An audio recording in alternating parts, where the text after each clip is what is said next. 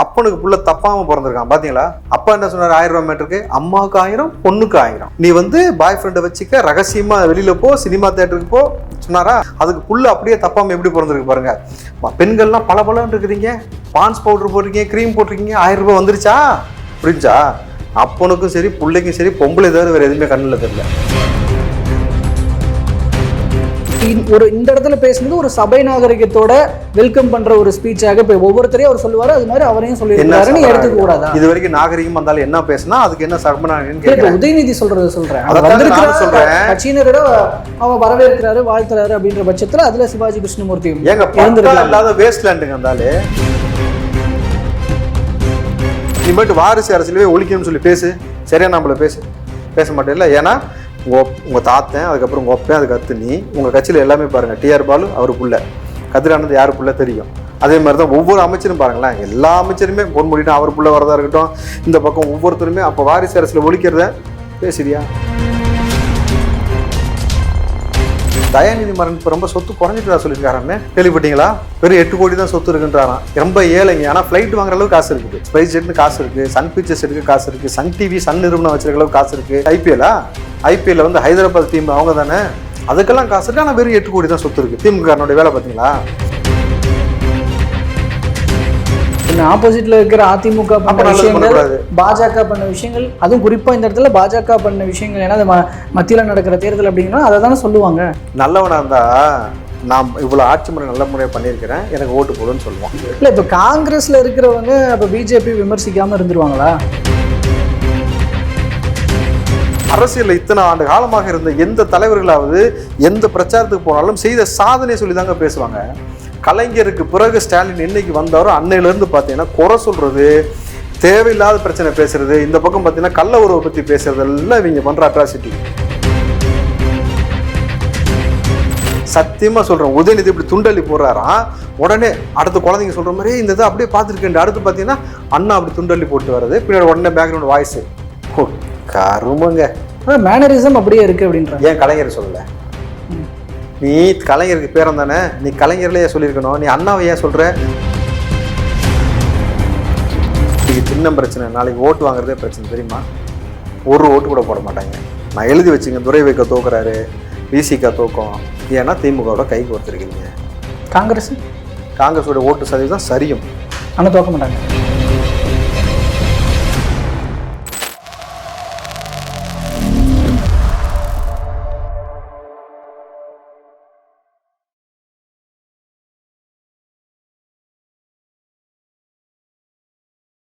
ஐத்தமிழ் நேயர்கள் அனைவருக்கும் அன்பு வணக்கம்.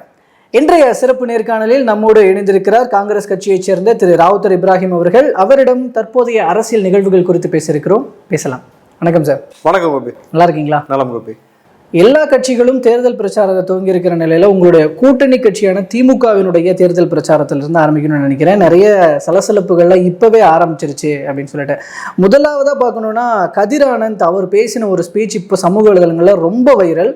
பெண்களுடைய மகளிர் உரிமை தொகையை கொச்சைப்படுத்தி பேசுகிற வகையில் அது இருக்கிறது அப்படின்னு சொல்லிட்டு அவருக்கு ஆதரவாக உதயநிதி அவர்களும் பிரச்சாரம் பண்ணுகிறார். ஸோ இந்த ரெண்டு பிரச்சாரம், இதை ரெண்டுத்தையும் நீங்கள் பார்த்துருப்பீங்கன்னு நான் நினைக்கிறேன். ஸோ இதில் எதுலேருந்து ஆரம்பிக்கணும், நான் உங்கள் விருப்பத்துக்கே விட்டுறேன். திமுகனால சலசலப்புக்கு என்ன பஞ்சமான்னு கேட்குறேன் நான். இந்த சலசலப்புக்கும் பஞ்சம் கிடையாது, கேவலத்தனத்துக்கும் பஞ்சம் கிடையாது திமுகனால. இதில் கதிரானந்த் பேசின விஷயத்த கூட நீங்க அப்பனுக்கு புள்ள தப்பாம பிறந்திருக்கான் பாத்தீங்களா? அப்பா என்ன சொன்னார்? 1000 ரூபாய் மீட்டருக்கு அம்மாவுக்கு 1000 பொண்ணுக்கு 1000. நீ பாய் ஃப்ரெண்டை வச்சுக்க, ரகசியமா வெளியில போ, சினிமா தியேட்டருக்கு போ சொன்னாரா? உன் வீட்டு பொம்பளை சொல்லாம தமிழ்நாடு பெண்கள்ட்ட சொன்னாரா? அதுக்கு புள்ள அப்படியே தப்பாம எப்படி பிறந்திருக்கு பாருங்க. பெண்கள்லாம் பல பலன்னு இருக்கிறீங்க, பான்ஸ் பவுடர் போட்டிருக்கீங்க, க்ரீம் போட்டிருக்கீங்க, 1000 ரூபாய் வந்துருச்சா? புரிஞ்சா? அப்பனுக்கும் சரி பிள்ளைக்கும் சரி பொம்பளை தவிர வேற எதுவுமே கண்ணில் தெரியல. நாட்டில் எவ்வளோ பிரச்சனை இருக்குது, எங்கள் ஆட்சியில் என்னென்ன பிரச்சனை இருக்குது. இந்த கிளாம்பாக்கு பேருந்துலையும் பிரச்சனை இருந்துச்சு, சரி செஞ்சுட்டோமா? இந்த இனிமேல் கள்ளசாராயம் கொடுக்குறத தடுத்துருவோம், சாக மாட்டீங்க. நல்ல சாரத்துலையும் டாஸ்மார்க்லையும் விஷம் கலைஞ்சிட்டு சாக மாட்டீங்க. விஏக்குள்ளே வெட்ட மாட்டோம், பத்திரிகைக்காரனை வெட்ட மாட்டோம், ராணுவ வீரரை வெட்ட மாட்டோம், கனிம வளத்தை திருட்ட மாட்டோம், இயற்கை வளத்தை திருட்ட மாட்டோம், சாதிய பிரச்சனையை ஊக்குவிக்க மாட்டோம், மெத்து கடத்தை விட்டு இனிமேல் காசு வாங்க மாட்டோம், லாட்டரி சீட்டு இருந்து காசு வாங்க மாட்டோம்னு சொல்ல தெரிஞ்சா? அதெல்லாம் சொல்லாமல் பொம்பளை பார்த்த உடனே வெறும் பொம்பளைக்கு மட்டும் உங்கள் கண்ணுக்கு தெரியுதுன்னா எப்படி? எனக்கு புரியல. இது ஒரு ஆட்சி முறையாது? ஒரு எம்பி பேச வேண்டிய, ஒரு எம்பி கேண்டிடேட் பேச வேண்டிய இதாது? அதான் சொல்ல அப்பனுக்கு புள்ள தப்பாமல் இருக்குன்னு. இந்த வாரிசில் திமுக அப்பனுக்கு புள்ள தப்பாமல் நிறைய இருக்குங்க இந்த லிஸ்ட்டில். அந்த லிஸ்ட்டில் அடுத்த லிஸ்ட்டு பார்த்தீங்கன்னா உதயநிதி. அவரு பிரச்சாரத்துக்கு கதிரானந்துக்கு தான் பிரச்சாரத்துக்கு வந்தப்போ என்ன பேசினார் தெரியுங்களா? யாரை ஆதரிச்சு பேசினார் தெரியுமா? அந்த இடத்துல கதிரானந்து கிடையாது, கதிரானந்தை விட மிக முக்கியமான ஒரு நபர் திமுகவில் அவர் ஆதரிச்சு பேசுறாரு. அந்த ஆடியோ கேளுங்களா, இந்த கேவலத்தை கேளுங்க, அப்பதான் தெரியும். உங்கள் அனைவருக்கும் முதற்கர் என்னுடைய நன்றியையும் வணக்கத்தையும் தெரிவித்துக் கொள்கிறேன். அதே போல தலைமை கழக பேச்சாளர் அண்ணன் திரு சிவாஜி கிருஷ்ணமூர்த்தி அவர்கள் இங்கே வந்திருக்கிறார். இப்ப அவர்தான் ஸ்டார் பேச்சாளர். அவருக்கு இந்த நேரத்தினுடைய வாழ்த்துக்களை தெரிவித்துக் கொள்கின்றேன். சிவாஜி கிருஷ்ணமூர்த்திக்கு வாழ்த்து சொல்ற ஒரு துணை முதலமைச்சராக துடிக்கக்கூடிய ஒரு அமைச்சர் உதயநிதி பேசுறது கேட்டீங்களா? யார் இந்த சிவாஜி கிருஷ்ணமூர்த்தி? அவர் தான் இன்னைக்கு ஸ்டார் வேட்பாளர், ஸ்டார் பேச்சாளராமா. அப்போ இவ்வளவு நாளா இந்த சிவாஜி கிருஷ்ணமூர்த்தி பேசுனதுக்கு யார் காரணம் இப்ப தெரிஞ்சு அவங்களுக்கு? மகளிர்களை குறித்து, பெண்களை குறித்து கேவலமா பேசுனதா இருக்கட்டும், நீங்க இந்த பக்கம் எம்ஜிஆரை குறித்து பேசுனதா இருக்கட்டும், ஜெயலலிதா குறித்து பேசுனதா இருக்கட்டும், ராமதாஸ் ஐயா மருத்துவரை வயசாட்சியில் செத்து தொலைய வேண்டியதான்னு சொன்னதா இருக்கட்டும், சர்ச்சையான பேச்சு அத்தனைக்கும் காரணம் யாருனாக்கா சிவாஜி கிருஷ்ணமூர்த்தி. அவனை யாரா வளர்த்தாக்கான்னு பார்த்தாக்கா உதயநிதி வளர்த்துருக்காப்புல. இப்ப ரொம்ப தெளிவா அப்பட்டமாயிருச்சா? இல்ல, அப்படி பேசுனதுக்காக கட்சி நடவடிக்கைகள்ல ஒரு புறம் இருந்திருக்கு. இப்ப இந்த இடத்துல பேசுனது ஒரு சபை நாகரிகத்தோட வெல்கம் பண்ற ஒரு ஸ்பீச்சாக இப்ப ஒவ்வொருத்தரையும் அவர் சொல்லுவாரு, அது மாதிரி அவரையும் சொல்லியிருக்காருன்னு எடுத்துக்க கூடாதா? இது வரைக்கும் நாகரிகம் வந்தாலும் என்ன பேசினா அதுக்கு என்ன சர்மநாகரிகம்? உதயநிதி சொல்றத சொல்றேன், கட்சியினரோட அவன் வரவேற்கிறாரு, வாழ்த்துறாரு அப்படின்ற பட்சத்துல அதுல சிவாஜி கிருஷ்ணமூர்த்தி ஏங்க பட்டா இல்லாத வேஸ்ட் லேண்டுங்க இருந்தாலே தமிழ்ல நீங்களே கன்வெர்ட் பண்ணிக்கங்க. பட்டா இல்லாத வேஸ்ட் லேண்டை உருவாக்கி விட்டது நீங்க. உருவாக்கி விட்டுட்டு அவனை புகழ வேண்டிய அவசியம் என்னன்னு கேட்கிறேன். சரி, அந்த நீக்கிட்டு கட்சியில சேர்த்தாங்களா? கட்சியில சேர்த்த பிறகு இருந்தாலும் என்ன பேசினா தெரியுமா? ஜெயலலிதா குறித்து குண்டம்மா உருவக்கேலி செஞ்சு பேசினான். அப்ப நீங்க இருக்கக்கூடிய தலைவர்கள் எல்லாத்தையும் உருவக்கேலி சொல்லி பேச வைக்கிறது நீங்க. மருத்துவர் ராமதாஸ் நீங்க கேவலமா பேச வச்சீங்க. வயசானாலும் சேர்த்து தொலைய வேண்டியதானடா. அன்புமணி வரைக்கும் நாடாளுமன்றம் போனதே கிடையாது, போலீஸ் சர்டிபிகேட்ல படிச்சவன் அவன் இவன் சொல்லி பேசியிருக்காங்க அவரை. அப்போ இது எவ்வளவு பெரிய பிரச்சனையை உருவாக்கும். அந்த கட்சி நபர்கள் அப்ப அடிச்சுக்கிட்டு சாகணுமா? உங்களுக்கு சாதிய கலவரம் வரணுமா? அப்ப அந்த மாதிரி நபரை நீ ஊக்குவிக்கிற மாதிரி இன்னைக்கு ஸ்டார் வேட்பாளர் நீயே அவனுக்கு கொம்பு செய்ய விடுறனாக்கா அப்ப இவெல்லாம் சோத்து போட்டு வளர்த்தது நீங்க தானே. இதே தானே செய்தி சாதிக்க சொன்னாப்ல, நாங்களாம் திமுகவின் வேட்டை நாய்கள், யாரை வேணாலும் கடிக்கிறதுக்கு பாயுவோம் எங்க தலைமையை சொல்லிச்சு. நானு அப்போ இவ்வளவு கேவலமான அரசியல் பண்ணிக்கிட்டு சுத்திட்டு இருக்க உதயநிதிட்ட எனக்கு ஒரு கேள்வி இருக்கு. இன்னைக்கு மதிமுகவை சார்ந்த ஒரு எம்பி இறந்திருக்காரா? மதிமுகவை சார்ந்த எம்பி கணேசமூர்த்தி இறந்திருக்காரு, கரெக்டுங்களா? ஸோ அவர் ஏன் இறந்தாருன்றது எல்லாருக்கும் தெரியும். கட்சிக்காரன் என்ன வேணா சொல்லிட்டு போட்டுமே, சீட்டு கிடைக்கல, அதிருப்தியில இறந்திருக்கிறாரு. ஒருவேளை மதிமுக திமுகவுடன் கூட்டணி வைக்காம இருந்தால் அவர் உயிருடன் இருப்பார், கரெக்டுங்களா? இல்ல, இந்த மாதிரி விஷயங்கள் எல்லாம் இன்க்ளூட் பண்ணி பேசாதீங்க அப்படின்னு சொல்லி வைகோ அவர்களே மறுத்துட்டாரு. வைகோ மறுக்க சொல்லுங்க. இனிமேல் தன்மானம் உள்ளவன், இனமானம் உள்ளவன் இந்த கடை இது கூட கூட்டணி வச்சுக்க மாட்டேன், திமுக மட்டும் தான் அழிக்கக்கூடிய அஜெண்டா இருக்குன்னு பேசினார்ல, ஸ்டாலினை மானகடத்தனமா பேசினார்ல, அதெல்லாம் வாபஸ் வாங்க சொல்லுங்க முதல்ல, அதுக்கப்புறம் அதுக்கு மறுப்பு சொல்றேன். அவர் பேசுனதெல்லாம் நான் எடுத்துக்க முடியாது. ஏன்னாக்கா இந்த இடத்துல நான் என்ன சொல்றேன்னாக்கா, இவருக்கு எதனால இந்த சீட்டு கொடுக்காம போனாங்க? வைகோவுடைய மகனுக்கு சீட்டு கொடுத்தனால இவர் கொடுக்காம போயிடுச்சு. அப்போ இதுல எனக்கு உதயநிதி ஒரு கேள்வி இருக்கு. ஒரே ஒரு அனிதா இறந்து போனதுக்காக நீங்க என்ன சொன்னீங்க? நீட் மரணத்தை நம்ம நீட்டை நீட் மரணத்தை தடுக்கணும்னா நீட்டை ஒழிக்கணும்னு சொன்னீங்கல்ல. இப்போ வாரிசு அரசியல்னால ஒரு உயிர் போயிருக்கு, இனிமேட்டு வாரிசு அரசியலவே ஒழிக்கணும்னு சொல்லி பேசு. சரியா? நம்மள பேசிருவியா? பேச மாட்டேன்ல. ஏன்னா உங்க தாத்தன், அதுக்கப்புறம் உங்க ஒப்பேன், அதுக்கு அடுத்து நீ, உங்க கட்சியில எல்லாமே பாருங்க, டிஆர் பாலு அவரு புள்ள, கதிரானந்த் யாரு புள்ள தெரியும். அதே மாதிரிதான் ஒவ்வொரு அமைச்சரும் பாருங்களேன், எல்லா அமைச்சருமே பொன்முடினா அவர் புள்ள வரதா இருக்கட்டும், இந்த பக்கம் ஒவ்வொருத்தருமே. அப்போ வாரிசு அரசியல ஒழிக்கிறத பேசுறியா? பேச சொல்லுங்க. இப்போ திமுக இருக்கிற வாரிசு அரசியலை மட்டும்தான் நீங்க எதிர்க்கிறீங்களா, இல்ல பொதுவாகவே எதிர்க்கிறீங்க? யார் நல்ல உசுறு போச்சோ அவங்கள எதிர்க்கிறேன். திமுகனால இங்க பல பேர் உயிர் போயிடுச்சு. கள்ளசார உயிர், நல்லசார உயிர், பத்திரிகையாளர், விஓக்கள், தாசில்தார், இந்த பக்கம் நீங்க பாத்தீங்கன்னாக்கா ராணுவ வீரர் எல்லாத்தாலையும் உயிர் போச்சு. போலீஸ்காரங்க மேலும் கை வச்சாங்க. இந்த பக்கம் திமுக கூட கூட்டணி வச்சதுனால இவரோட உயிர் போயிடுச்சு. ஏன்னா இனமான உள்ளவன், தன்மான உள்ளவன், இனிமேட்டு திமுகவுடன் கூட்டணி போக மாட்டேன்னு சொன்னது இவர் தான். அடிப்படை தொண்டனுக்கு அறிவு கூட ஸ்டாலினுக்கு இல்லைன்னு சொன்னதும் அவர் தான். மதிமுகவை அழிக்கக்கூடிய அஜெண்டா அதிமுகவுக்குள்ளே திமுக தான் இருக்குன்னு சொன்னது அவர் தான். இன்னைக்கு அவர் பிள்ளைக்கு வாங்கி கொடுத்தா ஒரு உசுறு போயிருக்கு. இதுக்கு மேலே என்ன சொல்ல வேண்டியது இருக்கு? அப்போ யார் அதிகம் பாதிக்கப்படுறாங்க, யாரால பாதிக்கப்படுறாங்களோ நம்ம அவங்கள தான் பேசணும். இப்போ நிர்மலா சீதாராமன் பத்தி கூட நான் பேசுவேன், ஒன்றும் பிரச்சனை கிடையாது. ஏன்னா ஒரு செய்தி பார்த்தேன் காலையில, போட்டியிட வாய்ப்பு வந்தது, பணம் இல்லாதனால் தேர்தலில் நிற்கவில்லை. நம்புற மாதிரி இருக்கா? கிட்டத்தட்ட முதல்வர் சொல்ற மாதிரி இல்லை. இல்லை, பாஜகவினர் பெரிய தலைவர்கள்லாம் இதை தான் சொல்கிறாங்க. அதாவது எவ்வளோ பெரிய தலைவர்களாக இருந்தாலும் எளிமையான வாழ்க்கை தான் வாழ்கிறோம், நாங்கள் எங்களுக்குன்னு பணம் சேர்த்துக்கிறது இல்லை அப்படிங்கிறதெல்லாம் அவங்க சொல்கிறாங்க. திமுக மாதிரி கார் இல்லைன்னு சொல்லிட்டு, சொந்தமாக கார் இல்லைன்னு சொல்லிட்டு 2 கோடி ரூபாய் காரில் முதல்வர் போகிறாரு, அந்த மாதிரி கிடையாது. தயாநிதி மாறன் இப்போ ரொம்ப சொத்து குறைஞ்சிட்டு தான் சொல்லியிருக்காராமே, கேள்விப்பட்டீங்களா? வெறும் 8 கோடி தான் சொத்து இருக்குன்றாராம். ரொம்ப ஏழைங்க. ஆனால் ஃப்ளைட் வாங்குற அளவுக்கு காசு இருக்குது, ஸ்பைஸ் ஜெட்னு காசு இருக்குது, சன் பிக்சர்ஸ் எடுக்க காசு இருக்குது, சன் டிவி சன் நிறுவனம் வச்சிருக்க அளவுக்கு காசு இருக்குது. ஐபிஎல்ல வந்து ஹைதராபாத் டீம் அவங்க தானே, அதுக்கெல்லாம் காசு இருக்கு. ஆனால் வெறும் 8 கோடி தான் சொத்து இருக்கு. திமுக வேலை பார்த்தீங்களா? முதல்வருக்கு கார் இருக்காது, ஆனால் வந்து சொந்தமாக 2 கோடி ரூபாய் காரில் அங்கிட்டு அந்த பக்கம் வேற யாரும் வாங்கி கொடுத்த கார்லேயே போவார். இவருக்கு வந்து பணமே இருக்காது. ஆனால் இவ்வளோ நிறுவனங்கள் இருக்கும். யார்ட்டடா உருட்டுறீங்க? எனக்கு புரியவே இல்லை. அப்போது நீங்கள் எனக்கு ரொம்ப இயல்பாக கேட்குறேன், தேர்தல் பிரச்சார காலத்தில் இது வரைக்கும் திமுக அவர்கள் செய்த சாதனையவோ ஆட்சி முறையோ சொல்லி ஓட்டு கேட்டாங்களா? இது வரைக்கும் நானும் பார்த்துட்டேன். ஒரு இடத்துல ஒரு கேண்டிடேட் கூட அதை சொல்லி பேசல. ஸ்டாலின் அதை பற்றி பேசலை, உதயநிதி அதை பற்றி பேசலை. 2 பேரும் எதை பற்றி பேசுகிறாங்க? யாரை பற்றி பேசுகிறாங்க? எடப்பாடியை பற்றி. கவனிச்சிங்களா சார் நீங்கள்? ஒரு எடப்பாடி அவர்கள் பற்றியும் அதிமுக பற்றியும் பேசுகிறாங்க, இந்த பக்கம் பிரதமர் மோடி பாஜக பற்றியும் பேசுகிறாங்க. நடுவில் நாங்கள் கொண்டு வந்த திட்டங்கள்னு சொல்லி சிறப்பு திட்டங்களாக வந்த இந்த நான் முதல்வன், காலை உணவு திட்டம், இப்படி ஒரு பட்டியல் இருக்கு இல்லையா, அதையும் சொல்கிறாங்க. நடுவில் இவங்க தான் வீடு தூரம் வராங்க, ஸ்டாலின் குரலுக்கு கக்கூஸ் பாக்கெட் கொண்டு உள்ள எடுத்து வைக்கிறாங்க. நான் என்ன சொல்கிறேன், இவங்க பேசுறது ஒன்று, ஒரு பக்கம் திமுககாரன் எப்படி பேசினா, அம்மாக்காரன் பொண்ணுக்காரமா, இப்போ வந்து பெண்கள் பவுடர் போகிறீங்க 1000 ரூபாய் கிடைச்சிச்சான்னு பேசுனியா. இப்போ இவர் வந்து சிவாஜி கிருஷ்ணமூர்த்தி புகழ்ந்து பேசுகிறாரா உதயநிதி. ஸ்டாலினும் உதயநிதி என்ன சொல்லி பேசுகிறாங்கனாக்கா, எடப்பாடி அவர்கள் வந்து பிஜேபியுடன் கள்ள உறவு வைத்திருக்கிறார். பொம்பளை பற்றி பேசுறது, கள்ள உறவை பற்றி பேசுறது, இதை தாண்டி இவங்க ஏதாவது பேசினாங்களா பார்த்தீங்களா? ஏன்னா கள்ள உறவு வச்சுக்கிறத பற்றி காலங்காலமாக திமுகவுக்கு நல்லா தெரியும். அதனால தான் திமுக அதை மட்டுமே மையப்படுத்தி பேசுது. ஏன் எடப்பாடி மட்டும் தான் பல்ல காமிச்சாரா? நீ பல்ல காட்டல, உங்கள் அப்பா பல்ல காட்டல, நீ பல பேர் கண்ணை காட்டினதெல்லாம் வேற மேட்ரு. ஆனால் பல்ல காட்டினியா காட்டலையா? அப்போது நீங்கள் இந்த வரலாறு எடுத்து நீங்கள் தேவையில்லாத விஷயத்தை பேசினீங்கன்னா, அப்போ அவர் மட்டும் ஊன் கண்ணை வச்சுட்டாருன்னா அவங்க பேசுவாங்கல்ல, உங்கள் தாத்தா வரலாறு எடுத்து பேசுவாங்க. ட்ரெயினில் டிக்கெட் வாங்காம வந்ததுலேருந்து மனைவி, துணைவி, இணைவின்னு பல விஷயத்த பேசுவாங்க. உங்கள் அப்பா கதையை பேசுவாங்க. அப்புறம் மீசா கதையை பேசுவாங்க. ஏன் மீசாவில் அவர் உள்ளே போனார், மீசான்னு உருட்டுறாரு, அது என்ன கதைன்னு பேசுவாங்க. இவர் கதையை பேசுவாங்க, பால்டாயில் கதையை பேசுவாங்க, துபாய் கதையை பேசுவாங்க, பல கதை இருக்குல்ல. அப்போ இதெல்லாம் பேசினா டேரெக்டாக அதுக்கு மட்டும் மறுப்பு தெரிவித்தார் எடப்பாடி பழனிசாமி அவர்கள். அவர் சொன்ன மாதிரி ஃபோட்டோ காட்டி, இப்ப நீங்க சிரிக்கலையா, என்ன பல்ல காட்டுறதா சொன்னீங்க, நீங்க எதை காட்டிட்டு இருக்கீங்க, இப்ப நீங்க இன்னொன்னு சொன்னாரு, கள்ள கூட்டணியில இருக்க ஜாஃபர் சாதிக் விவகாரம் போட்டோ காட்டி அவர் இதை விட இன்னொன்னு சொன்னாரு, டேய் நான் கிராமத்தாண்டா, கிராமத்துக்காரன், உன்னை விட நல்லா பேச தெரியும், நீ அது பான் விருத்து கோல்டன் ஸ்பூன் மாதிரி நீங்க சுத்திட்டு கிடக்குற, நாங்க பேசணும்னா நல்லா பேசணும் தம்பி அடைக்கன்ட்டாரு. அவர் மட்டும் ஊன் கண்ணசிச்சாருன்னா நாரி நசனத்து போயிரு திமுகவுடைய பொழப்பு. ஏன்னா ஒரு ஆள் 2 ஆள் கிடையாது, திமுகவுடைய பல பேருடைய வரலாறு அதே தான். புரியுதுங்களா? எல்லாத்தையும் எடுத்து பேசினாங்கன்னு வச்சுங்க, ஒவ்வொரு அமைச்சரை பத்தி திருச்சி சூர்யா எடுத்து பேசுவாங்க, நேருவை பத்தி பேசுவாங்க, ஒவ்வொருத்தரை பத்தி பர்சனல் வாழ்க்கைலாம் எடுத்தா நாரி போயிடும். அப்போ நான் என்ன சொல்றேன்னா, களத்துக்கு வந்தேன்னா நீ 3 வருஷம் என்ன கலட்டினியோ அதை சொல்லி பேசு, இல்ல 5 வருஷமா உங்க எம்பிங்க என்ன கலட்டினாங்களோ அதை பத்தி பேசுங்க. அதை பத்தி ஏன் ஒருத்தருமே பேச மாட்டீங்க? ஏன்னா ஒண்ணுமே செய்யல. நீங்க செஞ்ச லட்சணம் இப்ப நான் சொன்னேன்ல, நான் பட்டியல் போட்டா 1 மணி நேரத்துக்கு போகும் இவங்க செஞ்ச அநீதி.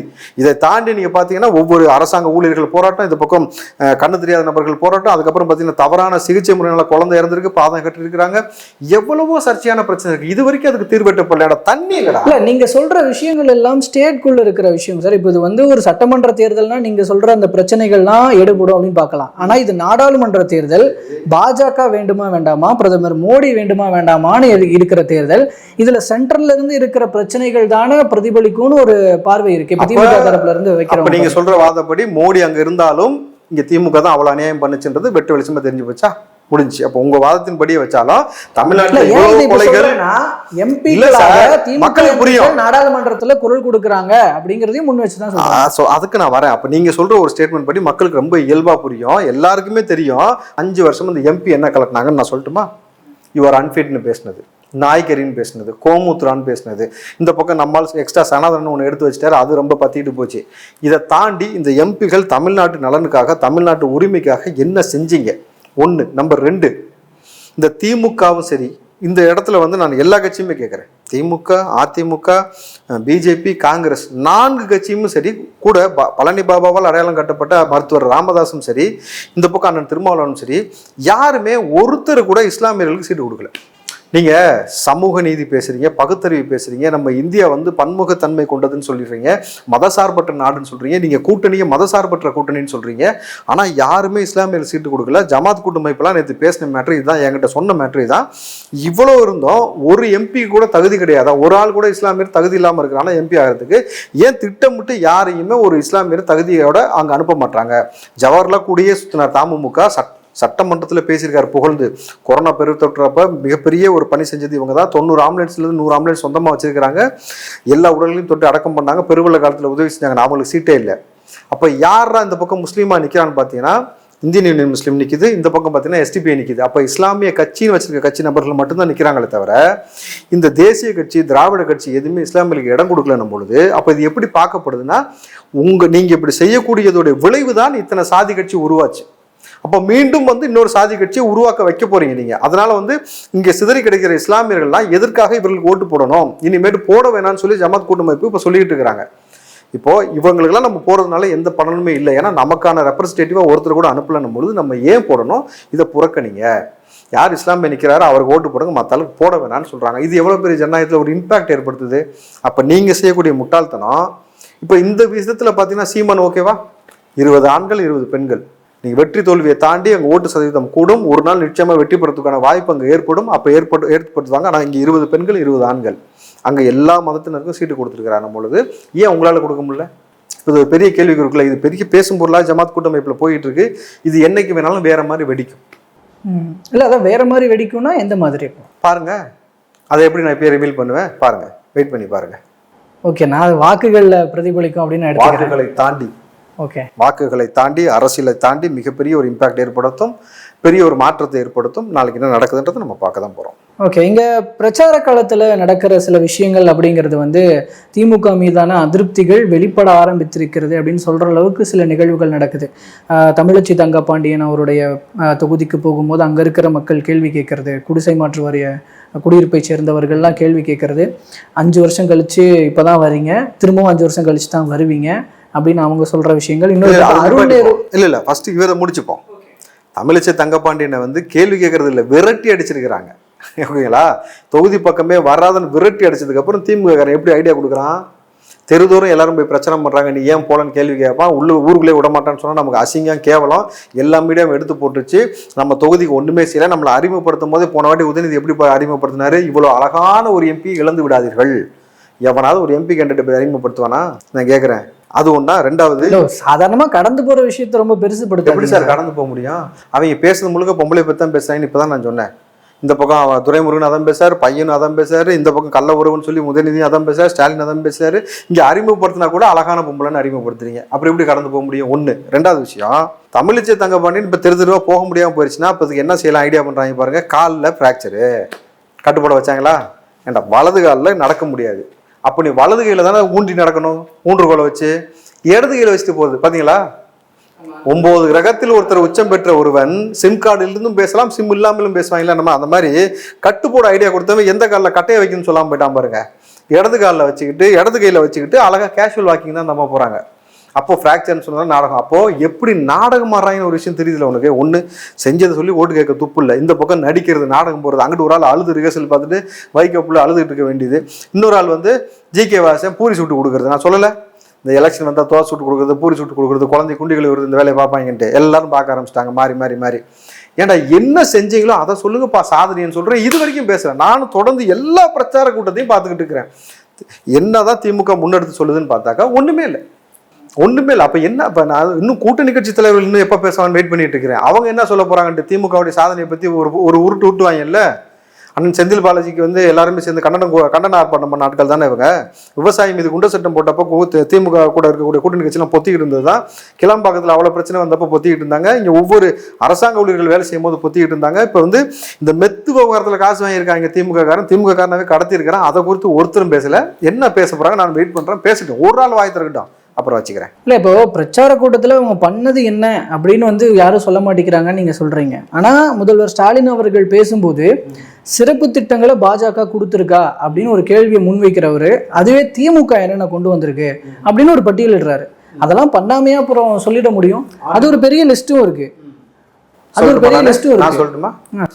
அவர் சொல்றது ஒரு பக்கம் இருக்கட்டும். நான் சொல்றேன், ஆண்டுக்கு 1 லட்சம் பேருக்கு வேலை வாய்ப்பு தருவேன். நீங்க கொடுத்தீங்களா? இவர் மோடியை கேட்குறீங்கல்ல, நான் உங்களை கேட்குறேன். ஆண்டுக்கு 1 லட்சம் பேருக்கு வேலை வாய்ப்பு. அம்மா உணவகத்துக்கு போட்டியாக 500 கலைஞர் உணவகம் கொண்டு வருவோம். நீங்கள் அடிப்படையான விஷயம் கொண்டு வந்தீங்களா? நீட்டுக்கு முதல் கையெழுத்து போட்டு கிழிச்சிருவோம். நீங்கள் கிழிச்சிங்களா? நான் தான் சொன்னேன்ல, நீங்கள் இந்த பக்கம் வாங்க. விவசாயம் மீது நீங்கள் இப்போ சொல்லி போய் நகை அடமானம் வச்சாங்களே, எல்லாத்தையும் தள்ளுபடி பண்ணீங்களா? பண்ணல. இங்கே ஒவ்வொரு விஷயம் கொடுத்துக்கிட்டு இருந்த விஷயத்தை நிப்பாட்டினது எதுன்னு சொல்லட்டுமா? அம்மா உணவகத்தை குறைச்சது, லேப்டாப்பை குறைச்சது, தாலிக்கு இல்லை குறைச்சது இல்லை அழிச்சிட்டாங்க, தாலிக்கு தங்க திட்டத்தை நிப்பாட்டினது, பூர்ண மதுவில் கொண்டு வரணும்னு சொன்னீங்களா, ஏன் இன்ன வரைக்கும் கொண்டு வரல? அப்போ நீங்கள் சொன்ன வாக்குறுதி எத்தனை, அந்த வாக்குறுதியில் எத்தனை நிறைவேற்றிருக்கீங்கன்னு பார்க்கும்பொழுது 0. கரெக்டுங்களா? கொடுக்குறது ஓட்ட பஸ்ஸை கொடுத்துட்டு பெருமை தட்டிக்க வேண்டியது அதானே? மகளிருக்கு 1000 ரூபான்னு சொல்லிட்டு எல்லாம் பவுடர் போட்டிருக்கீங்க, 1000 ரூபாய் வந்துருச்சு போட்டிருக்குண்டு. அப்போ பொம்பளையை பார்த்து நீ பவுடர் போட்டு விட்டு ரசிக்கிறதுக்கு 1000 ரூபாய் கொடுத்த? நான் கேட்குறேன், பொம்பளைங்க நீ ரசிக்கிறதுக்கு சைட் அடிக்கிறதுக்கு காசு கொடுத்தியா? அப்போ எது கொடுத்த? நீ என்ன திட்டத்தை செய்த வரைக்கும் செஞ்சிருக்கேன்னு ஒரு விஷயம். மக்கள் அடிப்படையாக பயன்படுத்தக்கூடிய விஷயத்தை கொடுத்தீங்களா? மின்சார விலையை குறைப்பேன்னு சொன்னீங்க, நீங்கள் பல மடங்கு ஏற்றிருக்கீங்க. பத்திரப்பதிவு விலையை குறைப்பேன்னு நீங்கள் சொன்னீங்க, பல மடங்கு ஏற்றிருக்கீங்க. வீட்டு வரியை பல மடங்கு ஏற்றிருக்கீங்க. பால் பொருளுடைய விலை, பால் விலையை உயர்த்திருக்கீங்க. கூட எக்ஸ்ட்ரா வந்து என்ன சொல்கிறீங்க, சொல்லாதும் செய்வோம் சொன்னதும் செய்வோம் மாதிரி எக்ஸ்ட்ரா ஆவின் பாலில் புழு போட்டு கொடுக்குறீங்க. அதான் நீங்கள் சொல்லாமல் செய்கிறது. அப்போ தொடர்ச்சி அவ்வளோ விஷயம் செஞ்சுருக்கீங்களே தவிர மக்கள் பயன்படுத்தக்கூடிய விஷயத்தை எதை குறைச்சிங்க? எதை நீங்கள் பெட்ரோலுக்கெல்லாம் குறைப்பேன்னு சொன்னீங்க, ஏன் குறைச்சிங்களா? சிலிண்டரை குறைப்பேன் நீங்கள் குறைச்சிங்களா? மாநில அரசால் குறைக்க முடியும். அப்போ நீங்கள் சொன்ன எதையுமே செய்யாமல் புதுசாக டிசைனாக உருட்டுறீங்களே எப்படின்னு கேட்குறேன் நான். அப்புறம் இந்த நேரு புள்ள வேற உருட்டிருக்காப்லையா? அவர் போகும்போது, அவர் பிரச்சாரத்துக்கு போகும்போது இந்த மாதிரி காவிரி ஆறு, எங்கள் காவிரி பிரச்சனைலாம் தீர்ந்து உங்களுக்கு தண்ணி வரும், உங்கள் தண்ணி பிரச்சனை தீரும்னு சொன்னீங்க, ஆனால் எங்களுக்கு தண்ணி பிரச்சனையே தீரல அப்படின்னு சொல்லி அங்கே இருக்கிற மக்கள் காலித்தோட அதாங்க நாங்கெல்லாம் மண் அள்ளிட்டோம் சேர்ந்து அப்படின்னு சொல்லுவார் அவர். சொல்ல முடியுமா? ஏங்க மக்கள் பிரச்சனையை தீர்க்க துப்பு இல்லாமல் சொந்த கட்சிக்காரன் 150 உறுப்பினர் அட்டையை திருப்பி கொடுக்குறான், நிகழ்ச்சியை பாதியில் கேன்சல் பண்ணிட்டு ஓடி போனாலும் தாங்க அந்த ஆளு. நான் சொல்ல எழுதி வச்சுங்க, அந்த ஆள் நிச்சயமாக தோப்பார். அன்பில் மகேஷும் திருச்சி சிவாம் சேர்ந்து தோக்க வைப்பாங்க. ஏன்னா 50 வருஷமாக திருச்சியை போட்டு ஆக்கிரமித்து வச்சுட்டு எல்லா தொழில்கள் எல்லா இதுலேயும் அட்ராசிட்டி பண்ணுறது, அரசியலுக்குள்ளேயும் அட்ராசிட்டி பண்ணுறது அவங்க தான். அதனால அவர்களை முடிச்சு விடுவாங்க. அடுத்த ஆள் யார் சார்? இல்லை, முக்கிய புள்ளியோட மகன், அவரை வந்து கூட இருக்கிற அமைச்சர்களே தோக்க வைப்பாங்கன்னு சொல்றது எந்த வகையில்? முக்கிய புள்ளி என்ன முக்குனர் நான் தான் சொன்னேனே, திமுக எல்லாம் என்னென்ன முக்கியிருக்காங்க. அப்படி இருக்கும்போது எப்படி ஜெயிக்க வைப்பாங்க? எங்கள் அரசியலில் அடுத்த தலைமுறை பிள்ளைகளை வளர விடணுங்க.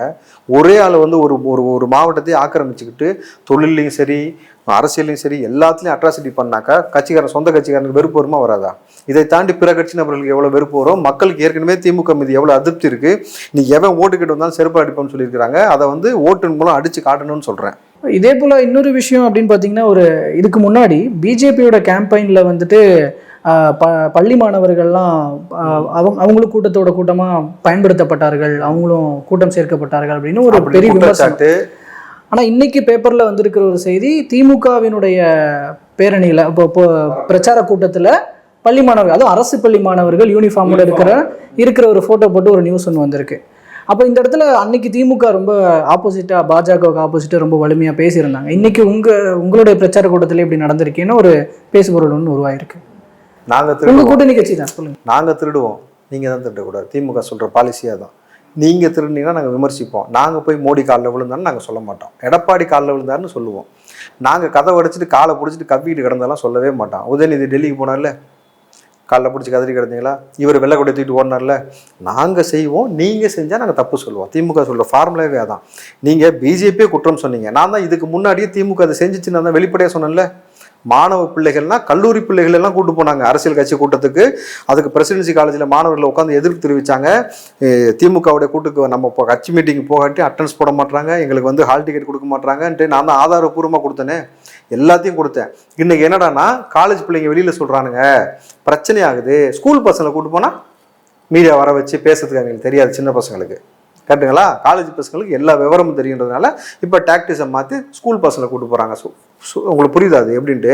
இது எவ்வளோ பெரிய மனித உரிமை மீறல். படிக்கக்கூடிய பிள்ளைகளை இப்படி கொண்டு போய் ரோட்டில் நிப்பாட்டி அவங்க வந்து வெயிலில் நின்று அவங்க அலக்கரித்து பெத்த பிள்ளைங்களை எதுக்காக ஸ்கூலுக்கு அனுப்புகிறாங்க? அப்போ கஷ்டப்பட்டு உங்களுக்கு ஸ்கூலுக்கு அனுப்பிச்சாக்கா நீங்கள் இந்த மாதிரி சரிங்க. ப்ரைவேட் ஸ்கூல்லேருந்து உங்களால் அப்படி கூட்டு போக முடியாது. கரெக்டுங்களா? கூட்டு போனால் அது பெரிய இஷ்யூ ஆகும், ஸ்கூலே அது சம்மந்தப்பட்ட விஷயத்தை பெருசாகும். கவர்மெண்ட் ஸ்கூல்லேருந்து கூட்டு போனால் எவனும் வாங்கி திறக்க மாட்டான். இப்போ பிள்ளைகளை கொத்தடிமையாக மாற்றுறதுக்கான எல்லா வேலையும் செய்வீங்க. இப்போ உதயநிதி வந்து பிரச்சார கூட்டத்தில் நீங்கள் பார்த்தீங்கன்னாக்கா தேனிக்கு போகும்போது தங்கத்தமிழ்ச்செல்வனை வந்து ஆதரித்து பேசுறதுக்கு அந்த கூட்டத்தில் எல்லாத்துக்கும் வந்து 200 ரூபா, இன்னமும் 200 ரூபா தான். இவ்வளோ காலம் ஆயிடுச்சுல, எல்லா வேலையும் இவங்க ஏற்றிட்டாங்க. ஆனால் அவங்களுக்கு 200 ரூபா தான் கொத்தடிமைகளுக்கு. ஏன்னா அவனுக்கு போகிற போக்கில் சொல்கிறீங்களா இல்லை நடந்து காணொலி வேணுமா? நான் தரேன், உங்களுக்கு போட்டு விடுங்க. என்கிட்ட வீடியோ இருக்குது, செய்தி இருக்குது, சேட்டலைட் சேனலில் வந்த செய்தி இருக்குது. ஸோ எல்லா இடத்துலையும் 200 ரூபா கொடுக்குறாங்க. ஓகேங்களா? கொடுத்தாங்க. அப்போது இந்த விஷயத்தில் இப்போ பார்க்கும்பொழுது இப்போ எவ்வளோ மோசமாக போயிருக்கான்னு பார்க்குறீங்களா? இதில் அவர் ஆதரித்து பேசின இன்னொரு நபர், முக்கியமான நபர், தங்கத்தமிழ்ச்செல்வன். அவருடைய பிரச்சாரத்தில் என்ன கொடுக்குறாங்க பார்த்தீங்களா? டோக்கன். ஏன் டோக்கன்? அவர் எல்லா இடத்துலையும் டோக்கன் கொடுக்கலாங்க. தங்கத்தமிழ்ச்செல்வனுக்கு மட்டும் டோக்கன் கொடுக்குறாப்புல. ஏன் சொல்லுங்கள்? டிடிவியோட சிசிய பிள்ளை. இல்லை, ஏன்னா டோக்கன்னு சொன்னாலே தமிழக அரசியலோட இடத்துல அவர் ஞாபகத்துக்கு வருது. இவர் டிடிவியோட சிசிஎப்ல அவர் கூட தானே இருந்தார் ரொம்ப காலமா. ஸோ இது ஒரு பக்கம் போயிட்டு இருக்கா. அப்போ இதை தவிர்த்து திமுக இது வரைக்கும் நானும் பாருங்க இவ்வளோ காலம் ஆயிடுச்சு, மக்கள் தெளிவாக புரிஞ்சுக்கணும். அவர் செய்த சாதனையை சொல்லலை, கேட்ட இது அவங்க பண்ண நல்ல திட்டத்தை பற்றி சொல்லலை. இவங்க சொல்கிறதெல்லாம் எடப்பாடியை குறை சொல்கிறது, மோடியை குறை சொல்கிறது, இவ்வளோ தான் திமுக செஞ்சிருக்கு. இது ஒரு பக்கம் போயிட்டு இருக்கா. திமுக அதை தான் சார் பண்ணணும். பின்ன ஆப்போசிட்ல இருக்கிற அதிமுக பண்ண விஷயங்கள், பாஜக பண்ண விஷயங்கள், அதுவும் குறிப்பாக இந்த இடத்துல பாஜக பண்ண விஷயங்கள், ஏன்னா அது மத்தியில் நடக்கிற தேர்தல் அப்படிங்கன்னா அதை தானே சொல்லுவாங்க. நல்லவனாக இருந்தா நான் இவ்வளோ ஆட்சி முறை நல்ல முறையாக பண்ணியிருக்கிறேன் எனக்கு ஓட்டு போடுன்னு சொல்லுவான். கரெக்டுங்களா? திருடன் தான் முதல்ல திருடன் ஓடுவான். புரியுதுங்களா? ரெண்டுக்கும் பெரிய வித்தியாசம் கிடையாது. நீங்கள் சேகர் பாபு கவனிச்சிங்களா எப்படி? இல்லை, இப்போ காங்கிரஸில் இருக்கிறவங்க அப்போ பிஜேபி விமர்சிக்காமல் இருந்துருவாங்களா சார்? காங்கிரஸும் பிஜேபி மட்டும்தான் கூட்டணி வைக்க முடியாது. திமுக பிஜேபி கூட்டணி வைக்கலன்னு சொல்லுங்க பார்ப்போம். அவ்வளோதான், சிம்பிள், முடிஞ்சிருச்சுங்களா? இப்போ நான் இன்னொரு விஷயத்துக்கு வரேன். சேகர் பாபு என்ன பேசினாரு?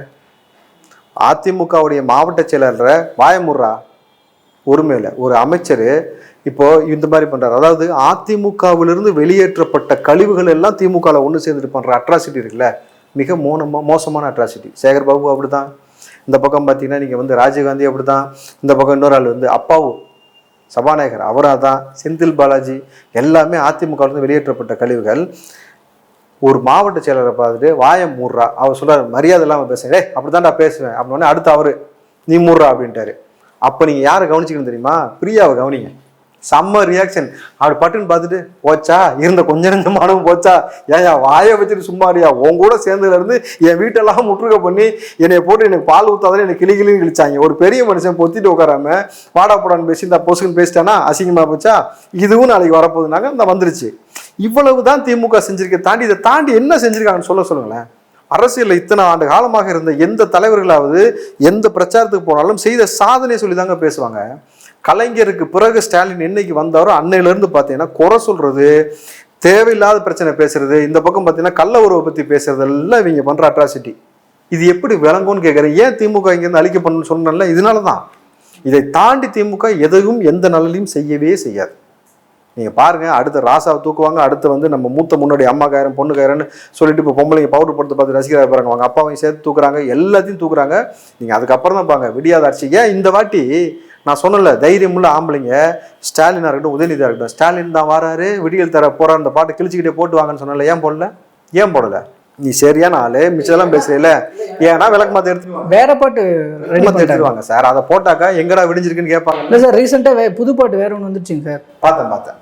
அதுலேயும் உதயநிதிக்கு ஒரு ஐடிவிங்கில் போட்டாங்க, பார்த்தீங்களா? அதை கருமங்க, சத்தியமாக சொல்கிறேன். உதயநிதி இப்படி துண்டள்ளி போடுறாராம், உடனே அடுத்த குழந்தைங்க சொல்கிற மாதிரி இந்த இதை அப்படியே பார்த்துருக்கேன். அடுத்து பார்த்தீங்கன்னா அண்ணா அப்படி துண்டள்ளி போட்டு வர்றது, பின்னாடி உடனே பேக்ரவுண்ட் வாய்ஸ், அந்த மேனரிசம் அப்படியே ஐயா பார்த்த மாதிரி இருக்கு.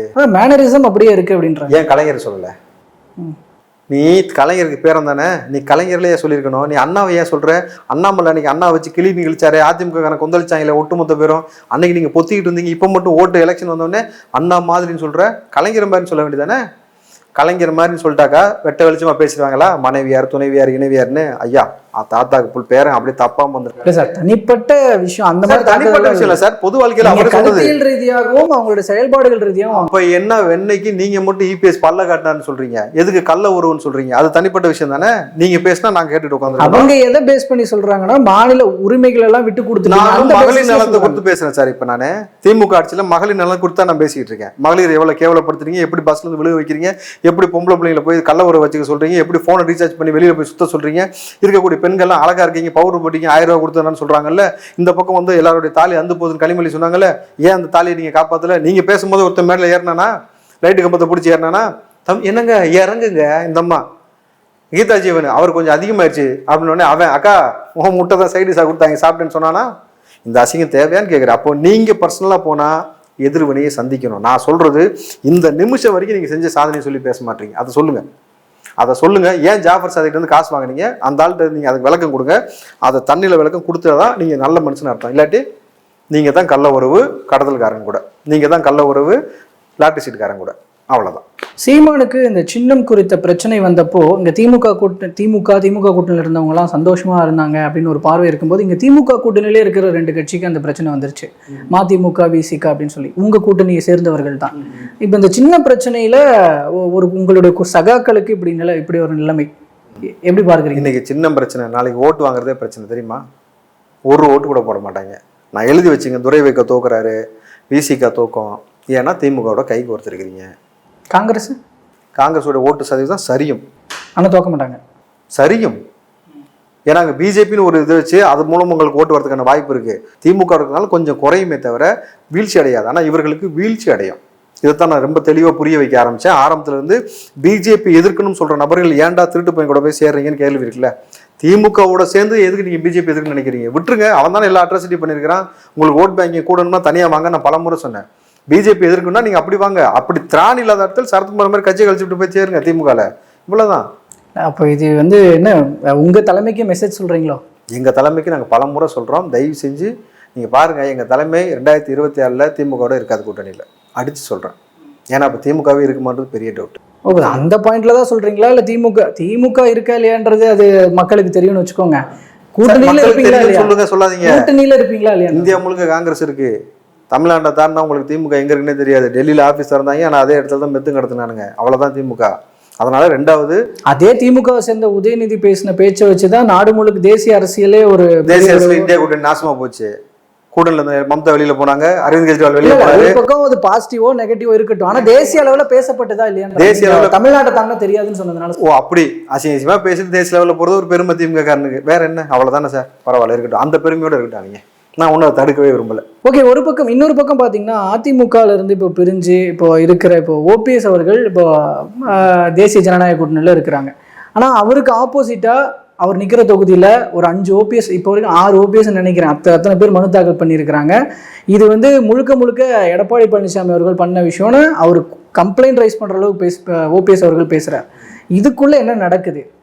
10ஓட 11 அத்தோட இது ஒன்று வாங்கல, அப்படி ஆகிட்டார் ஓபிஎஸ். தேவையாது, வரிசையாக ஓபிஎஸ்ஸாக வேட்புமனு செய்கிறாங்க. அவர் பார்க்குறாரு, எனக்குன்னே வருவீங்களாடா, அதான் சொல்லுவாங்கல்ல, என்கிட்ட சரசம் பண்ணுறதுனே ஓத்தாப்ப பெற்று போடான் அவங்களன்ற மாதிரி வரிசையாக 6 ஓபிஎஸ். இப்போ எந்த ஓபிஎஸ்க்கு என்ன சின்னம் கொடுப்பாங்க?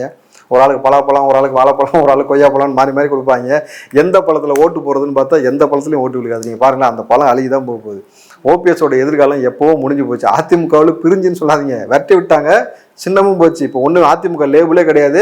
கூடுதல் தகவல் சொல்லவா, இன்னைக்கு ரவீந்திர அவரோட பையன் என்ன தெரியுமா சொல்லியிருக்காரு? நான் விஜயோட சேர்ந்து வேலை செய்ய தயாரிட்டாரு. இவ்வளோதான், புரிஞ்சுக்கலாம். அதிமுக எதிர்காலம் இனி விஜய் கட்சிக்கு நீங்கள் போனால் தான் உண்டு. ஆனால் விஜய் சேர்த்து போறான்றது ஒரு கேள்வி இருக்கீங்க, புரியுதுங்களா? அரசியல் வாழ்க்கை அழிஞ்ச ஒரு ஆள் விஜய் சேர்த்துக்க விரும்ப மாட்டாப்புல. ரொம்ப கரெக்டடாக இருக்கக்கூடிய ஆட்களை தன் கட்சிக்குள்ளே வச்சுக்க விருப்பம் இருக்காது. அதனால அங்கேயும் வாய்ப்பு இல்லை ராஜா, வாய்ப்பு இல்லை. ஓகே, ஸோ பார்க்கலாம் சார், பொறுத்திருந்த அரசியல் எது வேணும் நடக்கலாம். பல்வேறு தகவல்களை எங்களோடும் எங்கள் மூலமாக மக்களோடும் பகிர்ந்துகிட்டதுக்கு ரொம்ப நன்றி. நன்றி கோபி.